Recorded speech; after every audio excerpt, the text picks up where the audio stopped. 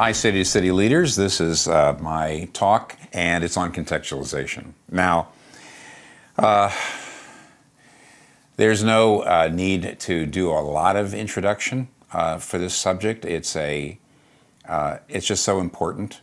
We all know that to one degree or another we need to contextualize, but it's also controversial. One of the City to City staff recently told me that he still thinks that when he talks to Christian leaders around the world, Christian laymen around the world, that the idea of contextualization is still seen in a very, very suspicious, people are suspicious about it, it's seen in a very negative light. One of the reasons for that is it's not that hard to see people compromising over the years in the name of being up to date with the culture. So there's many Christian leaders, as you know, in churches that have adopted a very permissive understanding of sexuality, largely because they say, well, that's where the culture is going. And there are many Christians that say, aha, there's your contextualization. Contextualization means that you just let the world tell you, rather than the Bible tell you what is true. Well, of course, if that's contextualization, I'm all against it. But that's not what the word means in mission work. It's not what the word means when we talk about it. So let's talk about what contextualization is. First of all, actually, let me start with the Bible, even before we define it. And let's notice things. In the Bible, in the book of Acts, one of the most interesting things to watch is how the apostles, when they speak, when they give their public speeches, they differ in how they present the gospel depending on the audience. One of the most important and interesting places to see that would be Paul speaking to a synagogue in Acts 13. These are people who believe the Bible, Jews and Gentiles who believe the Bible. And then you see him presenting the gospel in Acts 14, though it's brief, to a group of, you might call, blue-collar pagans who were polytheists who believed in all the gods. And then you can find him on Mars Hill in Acts 17, talking to the Stoic and the Epicurean philosophers who were, you might say, white-collar pagans. And the way in which he presents the gospel there is very different than the way he presented it in Acts 13 and Acts 14. And right away we see that the gospel presentation is adapted to different audiences. Not only do we see that in the book of Acts, we also see it in when Paul actually speaks in his own letters. For 1 Corinthians 9, he says, I have become all things that by all means I might win some. To those under the law, meaning Jews, under the Mosaic law, I have become as a Jew. But to a person not under the law, I've become as a person under the law. What he means there, again, is he's adapting. He's becoming, that is, he lives and speaks differently depending on who he's living and speaking with about the gospel. And so you do see there's a biblical reason for this idea of adapting. So let's just talk about what then contextualization is. And if I was going to give you a definition, it would be this, that contextualization is adapting to the language, to adapting the biblical truth to the language, to the culture, to the sensibilities of the audience. So it's adapting biblical truth to the culture of the audience without compromising the truth in any way. It's adapting without compromising. It's adapting so that the gospel is as compelling and as understandable as possible without compromising its truth.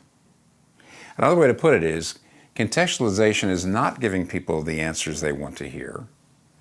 It's giving people God's answers which they may not want to hear in language and in forms that they will find most understandable and perhaps most convincing.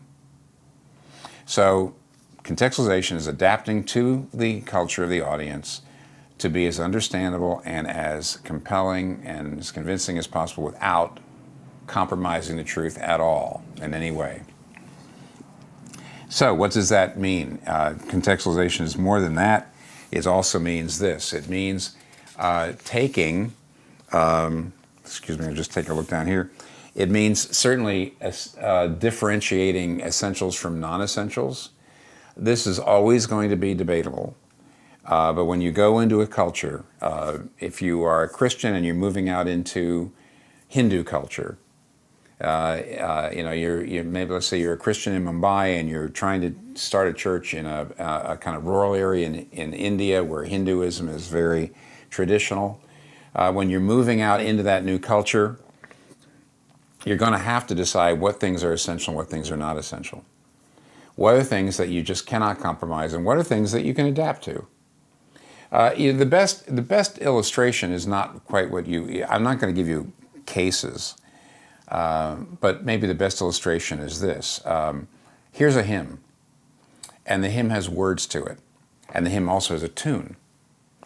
What if a person says, the words are important, I don't want to change the words, but I want to change the tune, because the tune doesn't fit young people today. I want to put the words to a new tune that the young people will like. So what you've done is you come in and you take the essentials, the words, the truth, the theology, but you put it to new music, a new tune. What you're doing at that point is you're saying the tune is not essential, but the words are. Now, I mean, that even might be arguable. Some people would say, no, the tune is essential. Other people would say the words aren't essential. But see, that's the issue you have to decide. And contextualization, as difficult as that is, that's one of the things you're dealing with. But here's the most important thing to keep in mind. Contextualization is receptor-oriented, not center-oriented. It's receptor-oriented, not center-oriented. What do I mean by that? Well, if I'm the sender, I'm trying to send a message, and you're the receptor. Let's just say I'm an English speaker, and the receptor is a German speaker. And what if I say, I'm going to speak to you, but you need to learn English? So that poor person has to go and take a quick course in English, maybe a Berlitz course or something like that. Do they have them for German speakers to learn English? And then, of course, you speak, and that German speaker who doesn't really know English that well, but has just learned it, says, no, wait a minute, you're going too fast, and has to ask a lot of questions. Now, what does that word mean? What does that word mean? And so what you've done is you've put all the burden on the German speaker. So here you want to communicate across a language barrier, but you put all of the burden on the receptor. And the sender just is perfectly happy in doing what the sender does. The other thing you could do, of course, is the sender could say, you know what, I guess I need to learn German. I got to take the course. I got to, learn a good accent. And so then you learn that, and then you go and speak to the German listener, the receptor, and as you're speaking, the German receptor says, wait a minute, I don't get that word, or I can't understand your pronunciation, or wait a minute. And so what's happened is the sender has taken on all of the hard work of communication rather than putting it on the receptor. Scripturally, God is sender-oriented or receptor-oriented. He's receptor-oriented. Why did Jesus Christ become a human being? God was contextualizing to us. He says so. He says so in Hebrews 1. It says that Jesus Christ is the very expression of God's glory. We couldn't possibly see God's glory. When Moses said, I want to see your glory, God says, no, I can't choose that. He would kill you. And yet, John chapter 1 says, the Word became flesh and dwelled among us, and we beheld His glory. Glory is of the only begotten of the Father, full of grace and truth. Wait a minute. I thought God said, you can't see my glory and live. And the answer is, He contextualized His glory. In other words, God goes to the hard work. And was it hard work? Of course, for Jesus Christ to come to earth, to shed his immortality, to become subject to rejection and hunger and abuse and death. Of course it was. Look at what he had to do in order to contextualize to us. And therefore, we should not be insisting that the receptor do all the hard work, that we're going to talk about the gospel, we're going to sing about it, we're going to teach about it, exactly the way we did 100 years ago, exactly what we did in the old culture. And you're going to have to make all the effort to understand it. No, we make the effort. We, the sender, We contextualize, we incarnate, we come in. That's contextualization. That's biblical contextualization. Now, one of the questions comes up is why do it? Well, there are several reasons. There's two I'm going to mention. One is contextualization is inevitable. That is to say, you're already contextualized. Don't say, well, I don't think contextualization is a good idea. You're already contextualized. So, for example, if I preach a sermon, I want to use an illustration. Do I use a rugby illustration? Well, I can't do that because nobody out there in my congregation in Tennessee knows anything about rugby.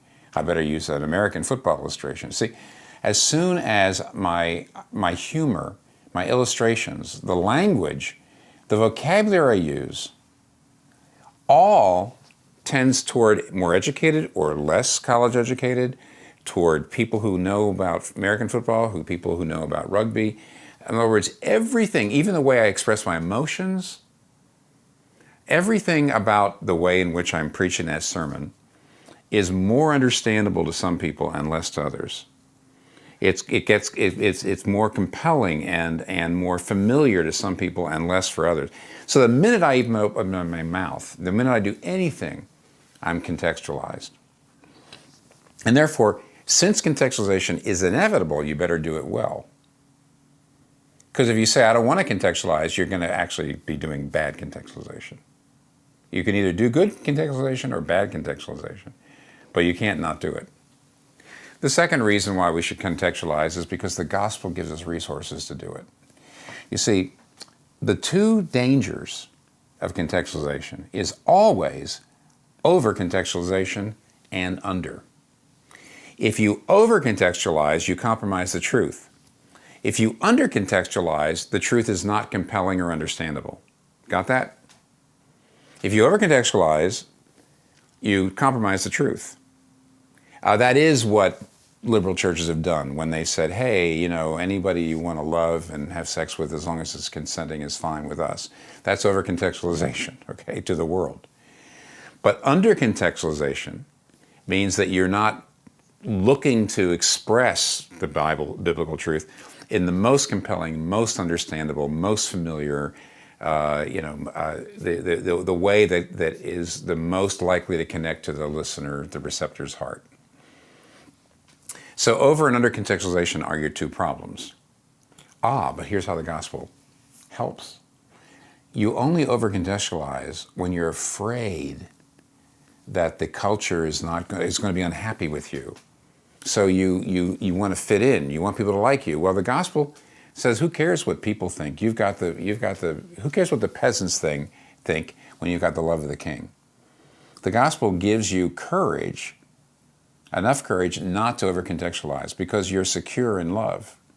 On the other hand, the gospel doesn't lead us to under-contextualize because it also humbles us and says, don't think that you've got it all together, that your culture is the right one, or that you have it all together.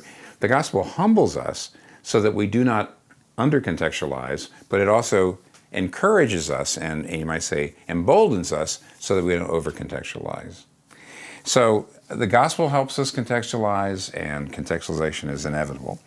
So let's take another quick example here is how do we contextualize? And I think I have enough time to talk to you about this. First of all, let's consider that contextualization is every part of your church, every part of your ministry. There's a little danger, and I've already fallen into it, I think, or at least I've already inclined to it, even in this talk, that when you think of contextualization, you're thinking only of communication, only of messaging. But you have to keep in mind that everything about the church needs to be contextualized. There's a section in the white paper that talks about all the dimensions of culture. There's the mythic dimension, there's the ethical dimension, the social dimension, the creative dimension. In other words, the way in which not just the way in which your communication happens, but the music, the emotional expressiveness of the worship, the way the leadership conducts itself, the way people relate to each other inside the church. All these things are if you're in a more communal culture, a more individualistic culture, if you're in a more authoritarian culture, a more egalitarian culture, you're going to be pushing against, to some degree, the culture outside, but you're going to adapt too, because that's how contextualization works. You don't give in to the idols of your culture, because cultures are always reductionistic, as we talked about under worldview. But at the same time, you're going to adapt to some degree. And you adapt to some degree because cultures are wrong in many ways, but they're also partly right.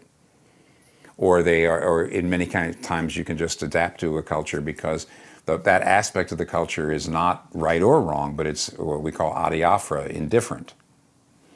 And therefore, there's really no reason why you should be always thinking of contextualization only in terms of your preaching, for example. Contextualization is actually every part of your ministry.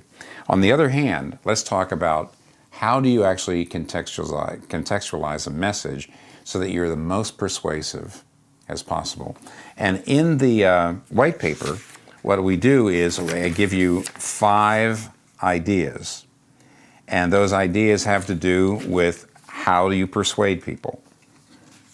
And let me just go through these 5 ideas, and then I should be pretty close to being done.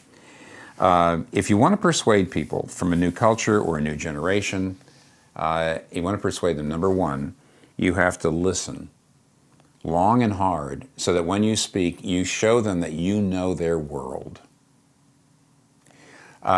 Some sociologists call this capital conversion. And I guess maybe I shouldn't be bringing this up because I'm getting, I don't think I have time to to explain this. But if capital is, when you think of capital, you think of money, but there's also social capital, cultural capital, relational capital. There's other sorts of assets a person has. And when you come speak to someone and you show that you know their world, you know the books that they have read, you know and you love those books. You know the music they listen to and you love that music. You know the movies they've seen and you love those movies. And you're able to use the movies and the books and the art and all that in order to make your points. You're showing that you understand what they're going through, you understand their culture, you understand their personality, you understand their hopes and their fears and their aspirations because you've entered in and you know that. That's called capital conversion, in that you are taking, you might say, cultural capital, meaning you're showing that you understand them and their culture, and you're converting it into religious capital. That's how the sociologists talk about it. You're getting them to listen to you when it comes to religion because you've shown that you understand their problems, their situation, their concerns, their objections. So first of all, you have to listen and show that you know their world. Number 2, affirm. I already said this in a way. Affirm something in their culture. Always affirm. Affirm maybe if they're criticizing the church, affirm that criticism. Affirm something that's in their culture that you know biblically you can affirm.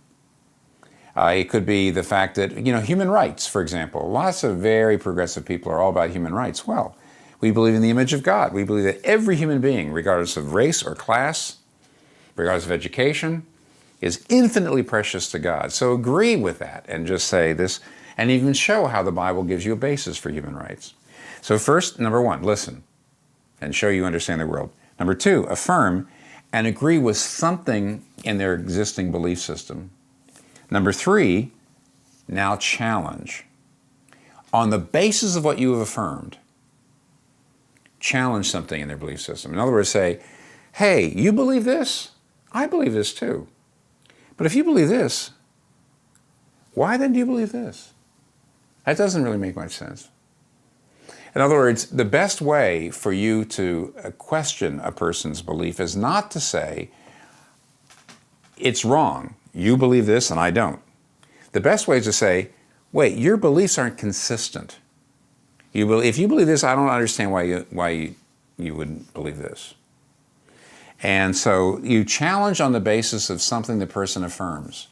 That's explained in here. And then 4th, Okay, so first is listen and show you understand their world. Number two, affirm something in their belief system. Then number three, subvert or challenge something in their belief system on the basis of what you've affirmed. Fourth, stay humble. Don't take it personally if they push back. Don't identify with your ideas. Did you hear me? When you're talking about something and somebody attacks an idea of yours, don't get all defensive as if that you're being attacked yourself. Live out of your gospel identity. So listen, affirm, challenge on the basis of the affirmation, humble yourself, and finally, redirect and show that the thing they're really looking for they can only find in Jesus Christ. So you say, look, you're all for human rights. And so what you think you're going to be needing to do and then is to just get rid of the whole idea of religion, because you think that religion gets in the way of human rights. But you realize that once you get rid of the idea of God, then what about people who say, well, human rights then are really just a product of evolutionary biology, it's a belief? I mean, in other words, how do what is your basis for believing in human rights? No. If you really want to have a hope for the future, if you want a view of life that shows that justice is going to be done, if you want a basis for human rights, look at Jesus. He gives you the basis, he gives you the motivation, he gives you the power. In other words, the fifth thing is to always redirect to Christ. Enter their world, affirm something that they want, challenge the way in which they're trying to satisfy that affirmation, redirect it to Jesus Christ, and during the whole time, stay humble, stay calm. Never act attacked or defensive. And that's how you contextualize the message. So that's enough for now. Please read the entire paper. It's already been through the ringer with lots and lots of other City staff have given me lots of great feedback so that I have filled it out, and I think this paper will be of great help to you. Thank you very much for listening.